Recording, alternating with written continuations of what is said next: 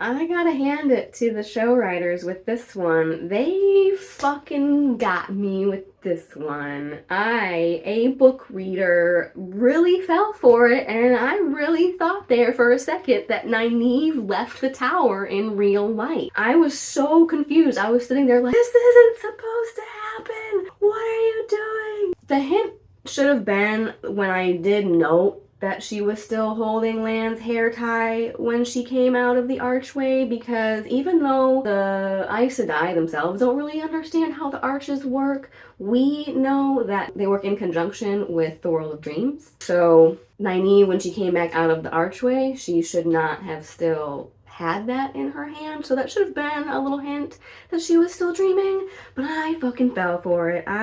Up until she left the tower and I saw that doorway show up behind her, they really got me. I really thought that she was just gonna up and leave, and I was so confused. And then when she does say there at the end that she has a strange feeling as if this was all a dream, which is a hint that this is taking place in the world of dreams. I was thrown off at her still being trapped in that world and not passing her test like she did in the books, because yeah, that part didn't happen in the books either. She just passed her test, and so there wasn't this whole like, oh my god, Nynaeve's dead again. And I have to hand it to him. It makes for a nice little way to keep even book readers guessing and keep us on our toes and surprised, because I fell for it. I knew that she was gonna get out of there somehow, or Egwene was gonna get out of there somehow, because they're both just like the strongest, between them and Elaine, they're like the strongest Aes Sedai of the age. I was not really bothered by Nynaeve being strong enough to touch the source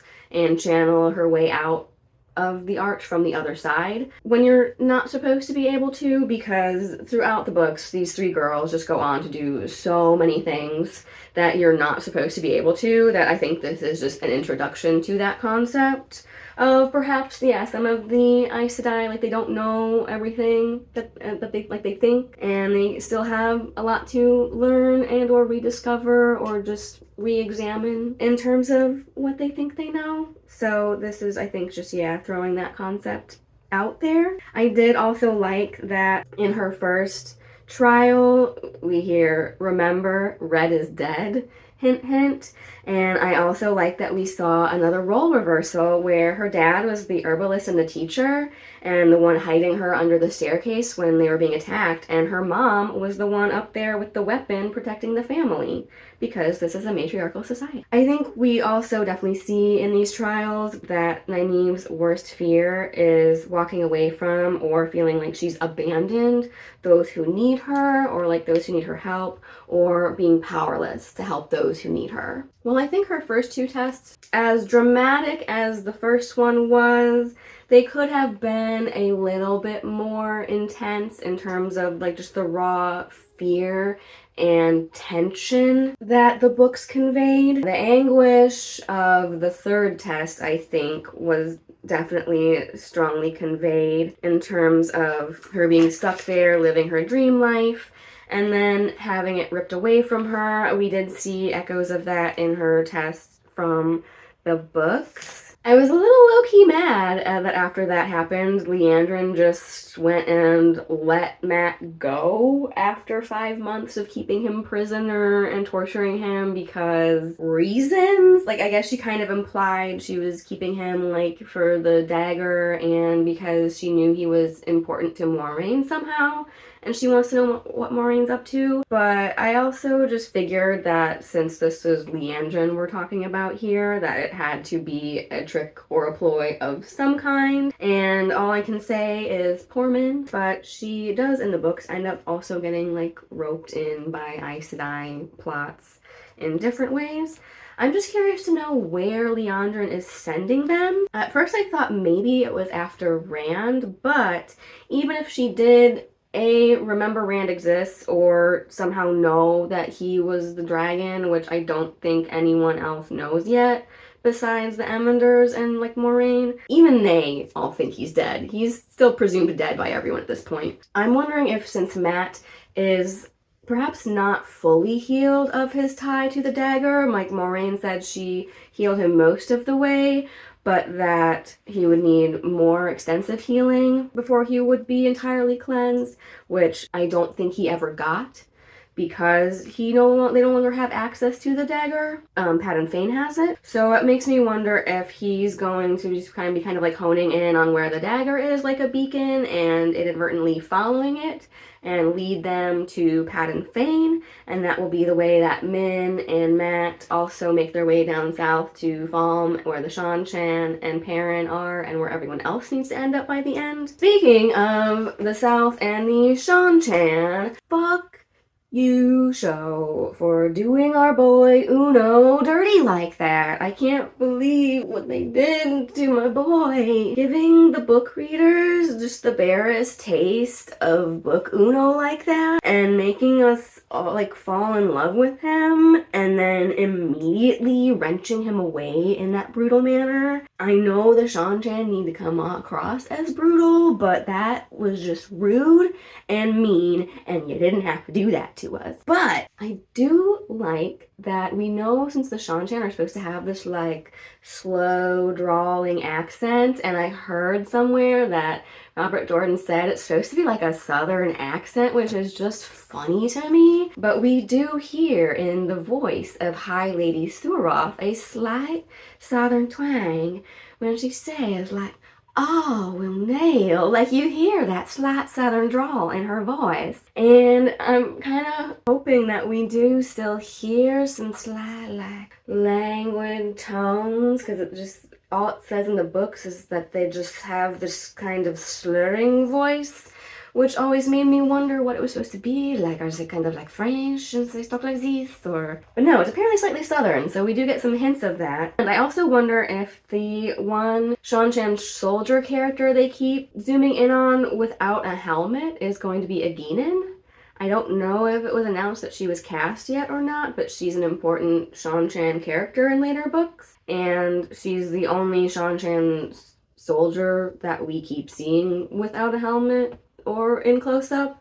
So my prediction is that is Aeginin. And then I'm also insanely curious what the implications of Uno's death are for future book plots, i.e., are we getting Val and Luca's traveling circus? This is an important major setting for a lot of characters in a couple of the later novels, and it's a hilarious, ridiculous setting for later novels. Luca is an interesting character for later novels. He's basically the My Cabbages guy of the Wheel of Time, where all he wants to do is just run his traveling show and make some money off of the populace, but he keeps being utilized and roped into all of the major characters and their Taveran shenanigans against his will. And I think, in particular, a lot of Nynaeve and Matt's character development and character growth happens while they're traveling with this show at different points. And I know Uno is there with Nynaeve and Elaine and them for a lot of it as well. So I'm really sad that we're gonna miss out on their character interactions because I loved Uno and Nynaeve. I'm really sad that they had to do that to him so soon. And yeah, mostly I am now just even more insanely curious to know if the show is gonna give us the circus plot lines. Then we're back to Rand and Selene, where I had heard that sadly the actor who plays Tom Marilyn was not appearing in this season, but we see that now Selene is instead fulfilling Tom's role as Rand's like ambassador to the game of houses in Cairhien and his inn with the nobility there, which, as someone who's kind of a bit of a Selene and her character stan, not gonna lie, I will take as much of her as I can get. And I think it's interesting to note that also we see for the first time in this scene Selene appearing in the daylight. And side note, love her outfit. Then we cut to the nobleman party scene, which was with him and Tom and everyone in the books, but I just have to say yes, snaps for Rand in his book. Accurate nobleman's coat. I am living for it. It met my expectations like mwah, chef's kiss. to the costume designer and for the design of the Cairhien nobility overall. The vibe that I always got from Cairhien in the novels and the way it was described was very like France, Versailles, opulence. And I think the costumes here at this party of the nobility are definitely reading a little bit of that French 17th century, like Marie Antoinette, Sun King era, you know? Like it's literally called the Sun Throne. And I think they're really portraying that well with the setting and a set design and costume here in particular. And interesting here in the conversation, we see that in the show, Cairhien appears to have a queen, whereas in the books it's a king. And it also just serves as a little bit more further building of Rand's character in terms of his desire to help and advocate for the poor and his like outright resentment for a lot of the nobility in later novels, particularly the Cairhienans. Ooh, also Selene did not like Rand ditching her at that party like that. So not only her clinginess, but her possessiveness and controlling side, and I will just say it, her crazy is showing already. That side-eye look she gives him when he comes back that night, chills. They definitely got that toxic love for sure. And we also already see that Rand has an early affinity for channeling fire. So as far as my predictions for episodes 4 through 8, let's talk about what we know just from what we've seen of like the trailer and the episode preview. We know that at some point Moiraine, Swan the Amyrlin, and Rand will meet each other in Cairhien. I'm assuming that's where Moiraine is headed. We've seen scenes of her all dressed up in her Cairhien noblewoman's outfit in Foregate, so I'm assuming she's making her way there, perhaps because she's received through her network of spies that someone who is probably Rand has been living there, just to check out the things that Bail Domon was talking about, because we still haven't seen what was in that poem that he gave her at the first episode. I'm assuming that episode 4 might be as soon as we get that reveal. I'll talk about that later. We'll get to some spoilers at the end. So we know that they're all going to be in Cairhien at some point, but then at some point Rand and Mat are also going to have to journey southward to meet up with everyone else at Tommen Head. Is Rand going to travel with Moiraine? Or is he going with Selene? He did burn down Selene's inn at the end of the episode there, so there's really nothing keeping either of them there anymore, especially if Rand is confronted by Moiraine and or the Amyrlin in the next couple episodes. That will give him even more of a reason to leave. So I am going to assume that he will reject Moiraine and the Amyrlin because he's either been manipulated against them by the Forsaken at this point, or that because even Logain was telling him not to trust Aes Sedai, or that Aes Sedai are just trying to control / castrate men who can channel and won't be any good for him either. So he will choose to reject their help and travel with Selene, hopefully via the Portal Stone scene, because that's another scene we haven't gotten yet, and that with some of the changes they're making, I've been a little bit worried that we might not get. But I think that he will be traveling with Selene and still under her influence, and that they will go together via Portal Stone. We know that Perrin at some point will get into a fight with some White Cloaks, and that will also be to set up his season 3 plot in the Two Rivers.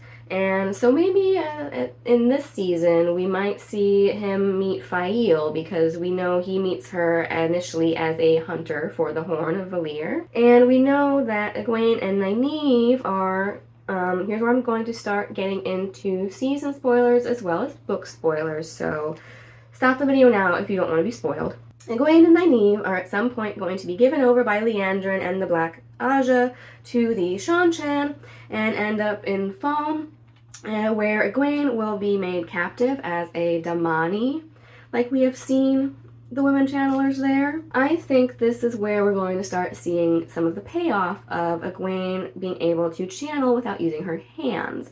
It's an introduction of a concept that we've seen purely for the show, but I think someone else, maybe it was Watt pointed out that we do see, even in the books, Aes Sedai using weaves and certain ways of weaving and channeling as crutches, just because it's passed down from their teachers and just the way that they were taught to do things.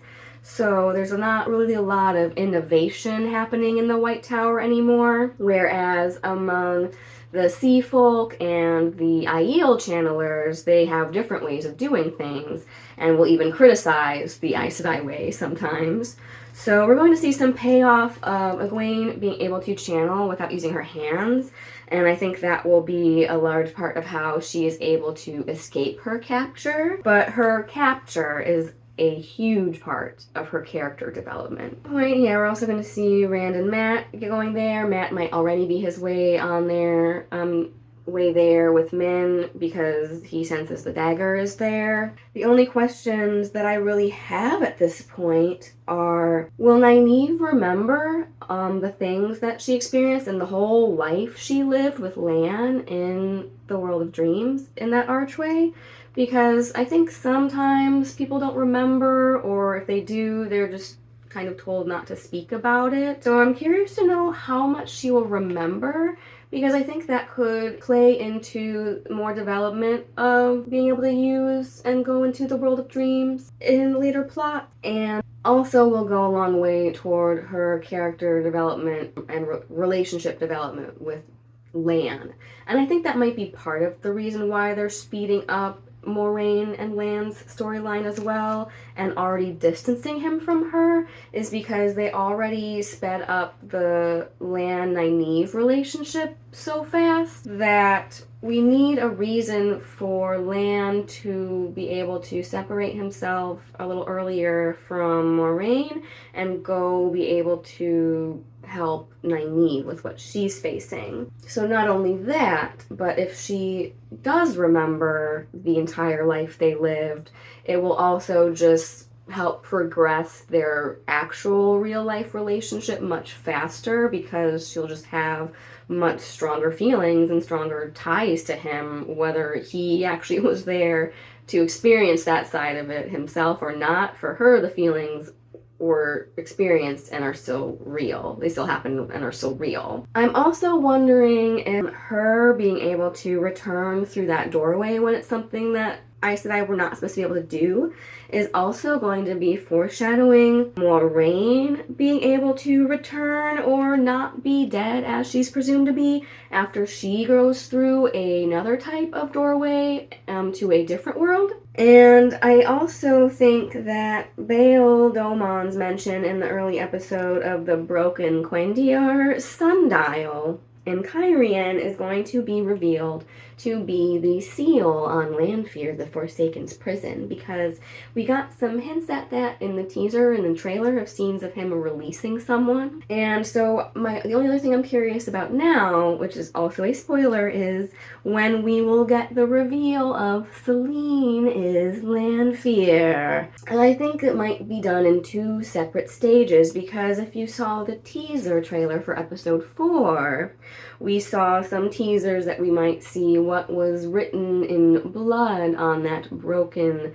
sundial in Cairhien Moraine is going to find. And so I think we as the audience might get a reveal that Selene is Lanfear the Forsaken, but Rand will not learn about who she really is until later on in the season, perhaps not even until the very end. So that makes me think that by the time Moraine gets there and finds him, she won't know about Selene, and by the time she learns that she is loose in the world and might be with Rand, they will already have left Cairhien and it will be too late.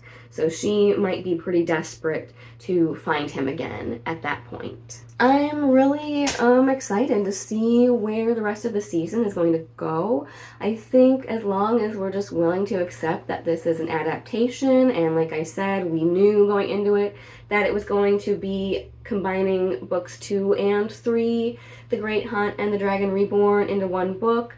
I'm okay with it, even as a reader, because the plots of books 2 and 3 were very similar in a lot of ways, and so I'm okay with them changing things, not only for that reason, but also changing things in the way that they are, because I can see why they're doing what they're doing, because they have not only a limited number of seasons to cover all of these book plots, but a limited number of episodes within those seasons to also cover a lot of character growth and a lot of character development with these characters. So we need to start planting a lot of those seeds now. And I think overall, even though they're having to differ a lot from the book in some ways to do that, they're doing a good job, and I hope that this season will improve from where it started, unlike season 1, which kind of stumbled and went a little bit downhill at the end. I'm hoping that this will just keep picking up more and more momentum now that we're able to explore more of the world at large and start developing these larger plots and storylines. I'm excited to see where it goes. So yeah, I hope that they're able to keep the momentum going and have things really build up to a satisfying conclusion at the final battle that we're gonna see at the end of this season between Rand and his friends and the Seanchan invaders, because that's just going to be a big setup for not only the next couple novels, but the series as a whole. It's like, not only does he have to deal with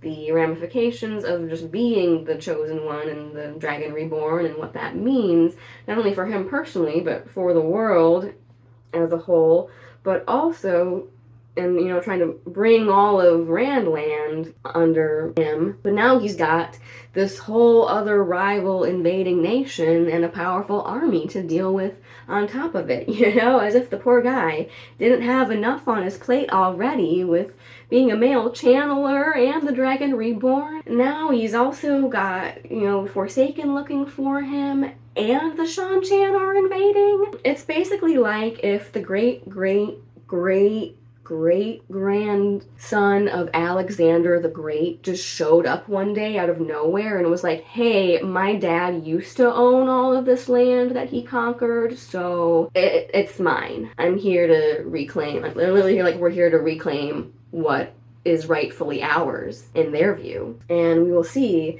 that prophecy, it's kind of like when in a court, when every side can call their own expert witness to testify. Everyone's got their own prophecies and their ways of interpreting it and what it means for not only them, but for Rand. So I'm curious and excited to see where it will go. And I really love the way that the characters are and the actors are being portrayed so far. Let me know what you guys think in the comments. What do you think about some of my predictions and some of my thoughts? But thanks for tuning in and watching it, because I had a lot of thoughts about this show and I need to vent them and get them out of my head and out of my body and speak them to someone or something. So thanks for letting me share them with you. And until the next one, stay classy, pagan.